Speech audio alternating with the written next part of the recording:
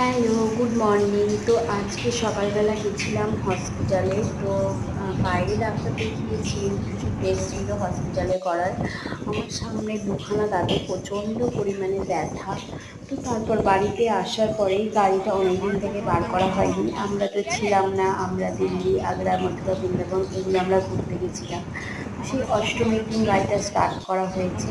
তারপর কাকু বলল যে চলো একটুখানি বেরিয়ে আসি। তো আমরা এখন সিঙ্গুরের দিকে এসেছি, একটু ঘুরে নিই।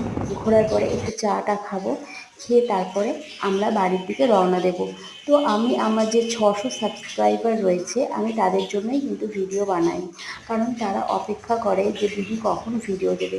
তো প্লিজ তোমাদের যদি আমাকে ভালো লাগে অবশ্যই চ্যানেলটাকে সাবস্ক্রাইব করে দেবে, পাশে থাকা বেল আইকনটি ক্লিক করে দেবে। তো আমরা ফাইনালি চলে এসেছি এখন সিঙ্গুর। এখানে একটা মা কালীর মন্দির রয়েছে, আমার বড়মশাই ঘোরাঘুরি করছে।